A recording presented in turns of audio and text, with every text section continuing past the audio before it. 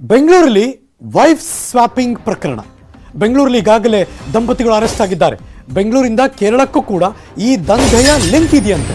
Breaking news.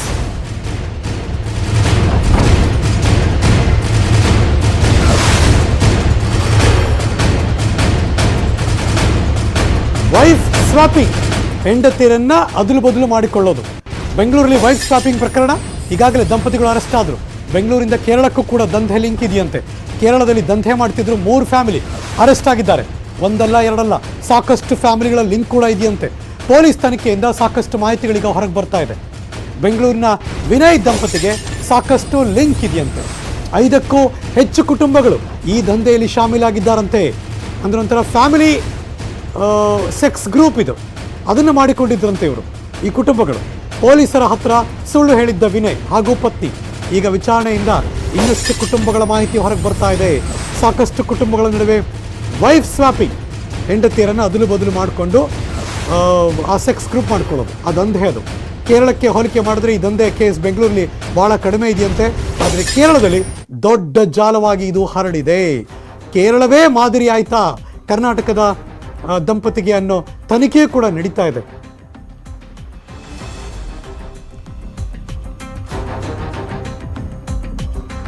ಇದ್ರ ಬಗ್ಗೆ ಮತ್ತಷ್ಟು ಮಾಹಿತಿಯನ್ನ ಪೊಲೀಸರಿಗೆ ಸಿಗ್ತಾ ಇದೆ. ಮತ್ತಷ್ಟು ಮಾಹಿತಿಯನ್ನು ಹಂಚಿಕೊಳ್ಳೋದಕ್ಕೆ ನನ್ನ ಸಹೋದ್ಯೋಗಿ ಕ್ರೈಮ್ ಬ್ಯೂರೋಯಿಂದ ಮಂಜು ಚಂದ್ರ ನೇರ ಸಂಪರ್ಕದಲ್ಲಿದ್ದಾರೆ. ಗುಡ್ ಮಾರ್ನಿಂಗ್ ಮಂಜು. ಸಾಮಾನ್ಯವಾಗಿ ಕರ್ನಾಟಕದಲ್ಲಿ ಕನ್ನಡಿಗರಿರೋ ಸಂಪ್ರದಾಯದಲ್ಲಿರೋರು ಏನಪ್ಪ ಇದು ವೈಫ್ ಸ್ವಾಪಿಂಗ್ ಅಂತ ಆಶ್ಚರ್ಯವಾಗೂ ನೋಡ್ತಾರೆ. ಬಟ್ ಆದರೆ ಎಲ್ಲೋ ಯಾವುದೋ ಕಲ್ಚರ್ಲಿರೋದು ಈ ಜಾಲ ಇಲ್ಲಿಗೆ ಹೆಂಗೆ ಬಂತು? ಯಾರ ನೆಟ್ವರ್ಕ್ನ ರೂವಾರಿ ಇದು? ಪೊಲೀಸರಿಗೆ ಬಗದಷ್ಟು ಏನೇನು ಸಿಗ್ತಾ ಇದೆ ಮಂಜು?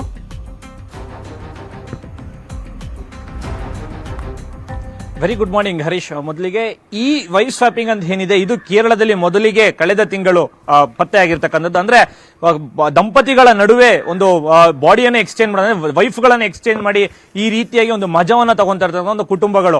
ಈಗಾಗಲೇ ಕೇರಳದಲ್ಲಿ 5ಕ್ಕೂ ಹೆಚ್ಚು ಕುಟುಂಬಗಳು ಪೊಲೀಸರ ವಶದಲ್ಲಿದ್ದೆ. ಸಾಕಷ್ಟು ಒಂದು ತನಿಖೆಯನ್ನ ನಡ್ಕೊಂಡಿದ್ರು. ಈ ಸದ್ಯದ ಆ ಕೇರಳದಲ್ಲಿ ನಡೆತಿರ್ತಕ್ಕಂಥ ಏನ್ ಘಟನೆಗಳಿದೆ ಅದಕ್ಕೆ ಮಾದರಿಯಾಗಿ ಕರ್ನಾಟಕದಲ್ಲಿ, ಅದರಲ್ಲೂ ಕೂಡ ಸೌತ್ ಈಸ್ಟ್ ಡಿವಿಷನ್ ಅಲ್ಲಿ ಬೆಳಕಿಗೆ ಬಂದಿದೆ. ಅದು ತಡವಾಗಿ ಬೆಳಕಿಗೆ ಬಂದಿರತಕ್ಕಂಥದ್ದು.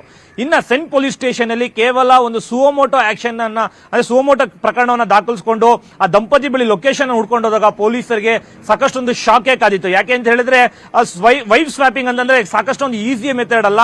ಯಾಕಂದ್ರೆ ಅದಕ್ಕೆ ಯೋಚನೆ ಮಾಡಬೇಕು, ತಮ್ಮ ಶೀಲವನ್ನ ಉಡುಪಾಗಿ ಇಟ್ಟಿರಬೇಕು. ಅಂದ್ರೆ ಆ ಸೊಸೈಟಿಯಲ್ಲಿ ಯಾವ ರೀತಿ ನಾವು ಬೆಳಿಬೇಕು ಅನ್ನೋ ರೀತಿಯಲ್ಲಿ ಯೋಚನೆ ಮಾಡಿ ವೈಫ್ ಸ್ವಾಪಿಂಗ್ ಗೆ ಬರ್ತಾ ಇರ್ತಕ್ಕಂಥ. ಇನ್ನೂ ಒಂದು ವಿಚಾರ ಏನಂತ ಹೇಳಿದ್ರೆ, ಮೊದಲಿಗೆ ಏನೊಂದು ಅರೆಸ್ಟ್ ಆಗಿದೆ ವಿನಯ್ ಹಾಗೂ ಪತ್ನಿ ಅಂತ ಏನು ವಶಕ್ಕೆ ಪಡ್ಕೊಂಡಿದ್ದಾರೆ ಪೊಲೀಸರು.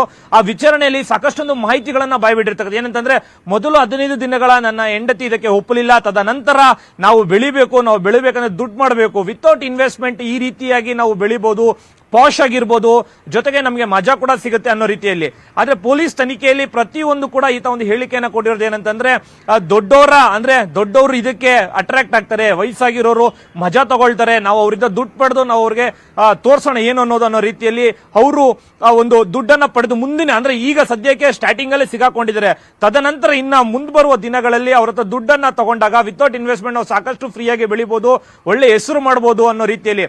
ಅದಾದ ನಂತರ ಯಾರೋ 1-3 ಕುಟುಂಬಗಳು ಇವ್ರ ಜೊತೆಗೆ ಟಚ್ ಅಲ್ಲಿ ಇರ್ತಾರೆ, ವಿನಯ್ ಅನ್ನೋ ಕುಟುಂಬಗಳ ಜೊತೆಗೆ ಟಚ್ ಅಲ್ಲಿ ಇರ್ತಾರೆ. ಆ 3 ಕುಟುಂಬಗಳನ್ನು ಕೂಡ ಪೊಲೀಸರು ಪತ್ತೆ ಹಚ್ಚಿದ್ದಾರೆ. ಆದ್ರೆ ಯಾರನ್ನೂ ಕೂಡ ಬೆಳಕಿಗೆ ತರಲಿಲ್ಲ. ಯಾಕೆ ಅಂತ ಹೇಳಿದ್ರೆ ಇದು ಅವ್ರ ಪರ್ಸನಲ್ ಆಗಿರೋದ್ರಿಂದ ಅವ್ರ ಹೆಸರನ್ನು ಕೂಡ ಈಗ ಏನ್ ಸಿಗಾಕೊಂಡಿದ್ದಾನೆ ಆರೋಪಿ, ಅವರ ಹೆಸರುಗಳನ್ನ ಬಾಯ್ಬಿಟ್ಟಿಲ್ಲ ಸದ್ಯಕ್ಕೆ.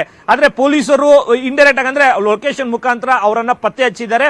ಜೊತೆಗೆ ಅವರ, ಅಂದ್ರೆ ಈಗೇನ್ ಅರೆಸ್ಟ್ ಆಗಿದ್ದಾರೆ ಫ್ಯಾಮಿಲಿ, ಅವ್ರ ಜೊತೆಗೆ ಇವರು ಕೂಡ ಸಂಬಂಧ ಇತ್ತು ಆ ರೀತಿಯಾಗಿ. ಅಂದ್ರೆ ಬೇರೆಯವರ ಇತರೆ ಗಂಡ ಏನಿದ್ದಾರೆ ಅವರ ಹೆಂಡತಿಯ ಜೊತೆಗೆ ಸಾಕಷ್ಟೊಂದು ವೈವಾಹಿಕ ಜೀವನವನ್ನು ಕೂಡ ನಡೆಸಿರ್ತಕ್ಕಂಥದ್ದು, ದಿನನಿತ್ಯ ಬಂದು ಹೋಗ್ತಾ ಇರೋ ರೀತಿಯಲ್ಲಿ ಕೂಡ ಪೊಲೀಸರು ಪತ್ತೆ ಹಚ್ಚಿದ್ದಾರೆ. ಸದ್ಯಕ್ಕೆ ಕೇರಳ ರೀತಿಯಲ್ಲಿ ಆಗಬಾರದು ಅಂತ ಹೇಳಿ ಯಾರೋ ಒಬ್ಬ ಪಬ್ಲಿಕ್ ಒಂದು ಟ್ವೀಟ್ ಅನ್ನ ಮಾಡಿರ್ತಾನೆ. ಆ ಟ್ವೀಟ್ ಮುಖಾಂತರ ಜಾಲ ಹಿಡಿದು ಪೊಲೀಸರು ಪತ್ತೆ ಹಚ್ಚಿರ್ತಕ್ಕಂಥದ್ದು. ಇನ್ನು ಕೂಡ ಟ್ವಿಟರ್ ಹಾಗೂ ಇನ್ಸ್ಟಾಗ್ರಾಮ್ಗಳಲ್ಲಿ ಸ್ವತಃ ಏನೊಂದು ಆರೋಪಿತ ಇದ್ದಾರೆ, ಆ ಆರೋಪಿತ ಅಂದ್ರೆ ಯುವತಿ ಏನಿದ್ದಾರೆ, ಆ ಯುವತಿ ಹಾಕಿರೋ ಲಿಂಕ್ ಅನ್ನು ಕೂಡ ಪೊಲೀಸರಿಗೆ ಸದ್ಯಕ್ಕೆ ಬ್ಲಾಕ್ ಮಾಡಿರ್ತಕ್ಕಂಥದ್ದು. ಅವರನ್ನ ಅರೆಸ್ಟ್ ಮಾಡಿ ಇನ್ನ ಯಾರ್ಯಾರು ಇದಾರೋ ಅನ್ನೋದು ಕೂಡ ವಶಕ್ಕೆ ಪಡುವ ಸಾಧ್ಯತೆಗಳು ಕೂಡ ಹೆಚ್ಚಾಗಿರ್ತಕ್ಕಂಥದ್ದು. ಆದ್ರೆ ಇದು ಮಾತ್ರ ಒಂದು ಪ್ರಕರಣ ಮಾತ್ರ ಬೆಳಕಿಗೆ ಬಂದಿದೆ. ಇನ್ನೂ ಸಹ 2-3 ಪ್ರಕರಣಗಳು ಬೆಳಕಿಗೆ ಬರಬೇಕು. ಆದ್ರೆ ಯಾರು ಕೂಡ ಮುಂದೆ ಬಂದು ಅಥವಾ ಬೇರೆ ಯಾರು ಕೂಡ ಟ್ವೀಟ್ ಮಾಡಲಿಲ್ಲ. ಸದ್ಯಕ್ಕೆ ಅದನ್ನ ಹಾಗೆ ಇಟ್ಟಿರ್ತಕ್ಕಂಥದ್ದು. Harish, thank you so much.